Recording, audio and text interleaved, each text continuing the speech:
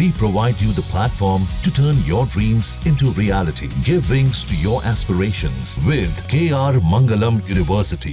इटावा जिले के दादरपुर गांव में हुए कथावाचक कांड में कथावाचक और एफआईआर में दूसरे नंबर के आरोपी संत कुमार यादव कानपुर देहात के शेरपुर गुड़ा गांव के मूल निवासी हैं। जब न्यूज नेशन की टीम संत कुमार के गांव पहुंची तो वहां गांव के हर मोहल्ले में सिर्फ इसी मामले की चर्चा हो रही थी। न्यूज नेशन की टीम को गांव में संत कुमार के चाचा और कुछ लोग मिले जिन्होंने कभी संत कुमार के साथ पढ़ाई लिखाई की थी। गांव के लोगों से बातचीत करने पर पता चला कि संत कुमार यादव के माता पिता का स्वर्गवास हो गया था और उनके परिवार में 3 बहनें और 2 भाई थे। तीनों बहनों की शादी हो जाने के बाद बड़े भाई संतोष कुमार घर से निकलकर संत बन गए थे, जो कानपुर देहात के रसूलाबाद के एक मंदिर में पुजारी बनकर काम कर रहे हैं और छोटे भाई संत कुमार यादव अपने परिवार का पालन पोषण करने के लिए सोनभद्र के रामगढ़ में रहने लगे। इटावा के दनौरा गांव में हुआ कथावाचक कांड में जो मोरी मुकुट यादव के जो सहयोगी है संत कुमार यादव, उनके आज पैतृक गांव पे हम मौजूद हैं और उनके पैतृक गांव में जो उनका घर है, उनके जो पारिवारिक जन हैं वो हमारे पास है मौजूद हैं। हम उनसे बात करेंगे कि संत कुमार यादव क्या करते थे, क्या उनकी योग्यता रही और कितने सालों से वो कथावाचक का काम कर रहे थे। तो हमारे साथ उनके चाचा हैं जो वो मौजूद हैं, उनसे बात करेंगे, उनसे पूछेंगे क्या नाम है आपका? हमारा नाम राम सदू। आपके भतीजे थे? हाँ, भतीजे संत कुमार यादव। संत कुमार वो कथावाचक से पहले क्या काम करते थे? इसके पहले वो जो है प्राइवेट अध्यापकी करती थी। कहाँ? पहले तो वो शुरू में सोनभद्र में रहे, हम बिहार में जी। इसके बाद जब उसे कुछ वहाँ से अपना आपस में कुचड़ हुई वो अध्यापकों में, वो छोड़कर फिर इधर दिव्यापुर आ गए। दिव्यापुर साइड में यहाँ अपना विद्यालय चलाते रहे, विद्यालय यहाँ भी उनका चलता रहा है और विद्यालय चलाते चलाते बाद में मोदी सरकार आई तो प्राइवेट विद्यालय सब समाप्त कर दिए गए, तो अपना जो है बेकार रहने लगे। तो इसके बाद जो है उन्होंने जैसा जो कोई संगी मिलकर साथी मिला हो तो सुनते हैं कि भागवत कहना शुरू करा। क्या इनकी योग्यता थी, कितने पढ़े लिखे थे? इंटर किए थे और योग्यता इतनी ही थी। और कोई ये कथावाचक का जो नाम है, आपसे तो यहाँ रिश्तेदारी के जो कार्यक्रम होते होंगे या शादी ब्याह होते हैं तो आते होंगे, शामिल होते होंगे, तो पता चला होगा कब से ये काम किया चालू? ये काम हमारी समझे 2.5 साल से काम इनका चल रहा है। इसके पहले काम नहीं था। जब से वो का नाम मुकुटमणि इनको सहयोगी का मिल गए, उन्होंने अपना सजेशन दिया होगा तो उन्हीं के साथ जो है अपना ये काम करते हैं सहायक के स्थान पर। और जो है खुद कथावाचक तो है नहीं, सहायक के रूप में कथावाचक भी रहते हैं। और यहाँ जब कभी कोई कार्यक्रम होता है तो यहाँ आते नहीं। यहाँ तो करीब जो है 30-40 साल हो गए यहाँ ना जो है गाँव छोड़े उनको। अच्छा, उनका घर होगा यहाँ? घर नहीं मौजूद है उनका गाँव? घर और कुछ नहीं है, ये मेरा घर इस तरह की साइड बगल में उनका घर था तो वो घर भी उनका सब ध्वस्त हो गया। 25 साल हो गई, 25-30 साल हो गई। यहाँ 4 साल में तो मकान गिर जाते हैं। अच्छा, उसकी कोई देख रेख नहीं करेगा तो कहाँ मकान रहेगा? तो सब मकान भी यहाँ कभी आते जाते भी नहीं। कोई कार्यक्रम कहीं जो है कोई हुआ तो जो टाइम हुआ तो आ गए, नहीं तो कोई आते भी नहीं। उनके साथ घटना हो गई थी, आपको पता चला हो कि इस तरीके से उनके सहयोगी के साथ घटना हुई? हाँ, घटना हुई है। घटना कितनी सही गलत है? अब ये घटना के विषय में तो हम यहाँ है क्या बता सकते हैं। जैसा कुछ है सुनने को मिला है कि भाई वो जो है कथावाचक गए थे तो इन्होंने शाम को जो है उसका शायद बताते हैं कि पूजन कराया है, फिर शाम को उन्होंने खाने के लिए बुलाया है तो वहीं बैठाला है। बैठाने के बाद फिर उनसे जात पूछी है कि आप किस जात के हैं? तो हम यादव हैं। तो इसमें फिर उनका अपन बाता विवाद हुआ है। इसी में जो है उनकी फिर मारपीट हुई है कि तुम साले सूद रहो, कैसे भागवत करने लगे, भागवत कैसे काम में आ गई? हाँ, यादव को क्या कथा कहने का अधिकार? हाँ, यादव को तो शूद्रों में तुम्हारी गिनती है, यादव को कहने का अधिकारी नहीं है पंडितों के अलावा। तुम कैसे मानेंगे? अब ये तो भाई हमारी कहने की शैली है जो हम कहते हैं कि नहीं आप ऐसा काम नहीं कर सकते हैं, तो हमारी अकेले बात तो वो सही सिद्ध नहीं हो सकती है। उसमें जब अन्य लोग सहयोग करें तब तो मालूम हो कि नहीं यार सही है कि गलत है। तो इस तरह से इनकी जो है वो सब बातें विवाद हुआ है, फिर इनकी मारपीट हुई है बताते हैं। उसमें सब जो है इनका जो कुछ इनके पास सामान था, अंगूठी चैन लेगन जी को सब छीन लिया है बताते हैं, और इनको बुरी तरह से मारा। और मारने के बाद इन्होंने कहा कि भैया अगर आप हमसे हमें नहीं कराना चाहते हो, हम लोगों से सुने कहना तो हमें छोड़ दो, अपना दूसरे गैस बुला लीजिए। तो उन्होंने कहा कि तो इसका खर्चा कौन देगा, इसका खर्चा तुमसे दिन लगेगा जो दूसरा गैस बुलाएंगे। कहा कितना खर्चा आएगी, तो कहा 30,000 रुपया। तो 30,000 नहीं 25,000 रुपया मुकुटमणि ने दिए, इनको खर्चे के लिए दिए। अच्छा, खर्चा भी वापस दिया कि लो भैया अपना खर्चा बुला लो, लेकिन सब कुछ ले लिया, उसकी चैन अंगूठी घड़ी और जो कुछ सामने। उसके बाद भी इनके ऊपर उसके बाद फिर मारा बुरी तरह से। मारने के बाद फिर पेशाब करा करके उस पंडिताइन से, और इनके ऊपर जो है पेशाब छिड़का गया कि कौन। इसके बाद छोड़ा कि अब जाओ तुम, अब पवित्र हो गए हो, अब जाओ। और बाल उनके पूरे उड़वा दिए थे। ये घटना सुनने को मिली थी। अच्छा, परिवार में उनके कौन कौन था? वो परिवार में कितने भाई थे, कितनी बहनें थी? हाँ, परिवार में उनके 3 बहनें थी और 2 भाई।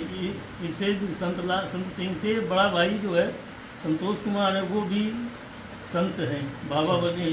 वो कहाँ है? वो इस समय रसूलाबाद के पास रह रहे हैं। वो भी यहाँ गांव में नहीं रहते हैं। अच्छा, किसी मंदिर पर रहते हैं? हाँ, मंदिर रसूलाबाद में ताजपुर ग्राम है, वहाँ एक मंदिर बना टाटिया बाबा में।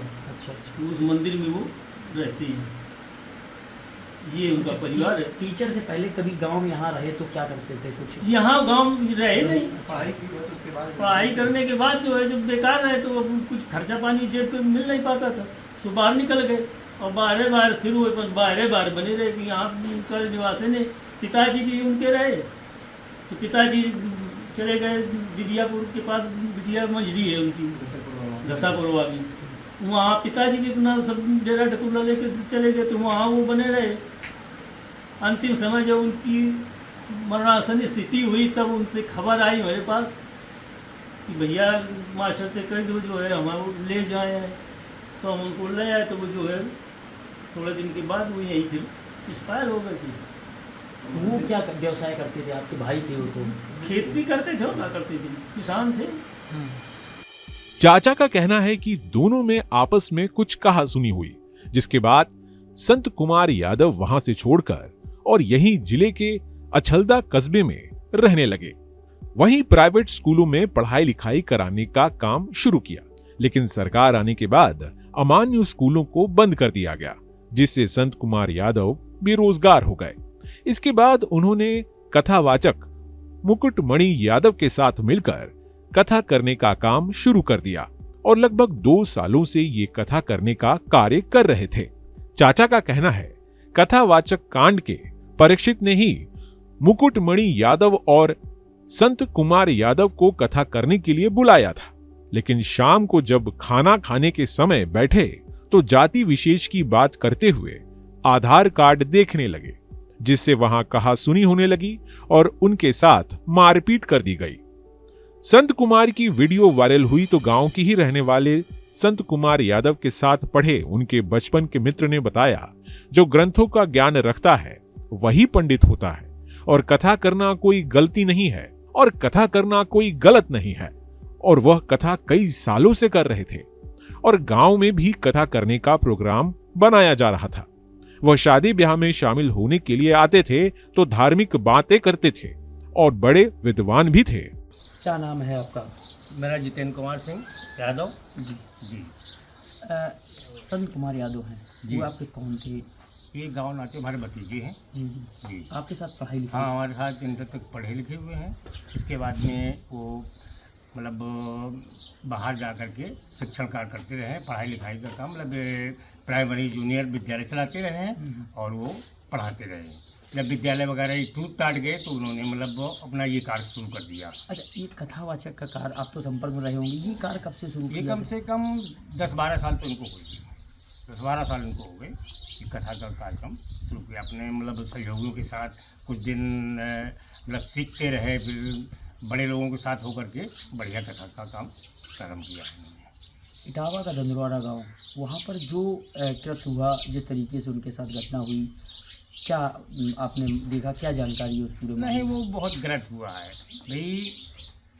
किसी दूसरे व्यक्ति ने, एक पांडे जी कोई थे, ये बताया गया कि पांडे जी थे, कहीं कार्यक्रम चल रहा था उनका, तो उन्होंने कार्यक्रम को सुना, एक बार सुना, दोबारा फिर सुना माइक के द्वारा, तो फिर पास में पहुँचे उनसे, मतलब वो जो क्या नाम, वो एक इनसे संत सिंह से जो बड़े थे व्यास जी, उनसे बातचीत की, उनसे नंबर लिया कि महाराज जब कभी कार्यक्रम में यदि खाली समय हो तो आप हमको बता देना, हमको आपका कार्यक्रम करवाना है।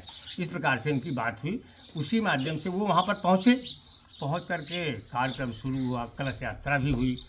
कलश यात्रा के बाद में इनका शायद कुछ देर कथा भी हुई। उसके बाद में पूछताछ, भोजन की व्यवस्था हुई। भोजन व्यवस्था की बात कर करके और इन्होंने फिर जात पात पूछना शुरू कर दिया।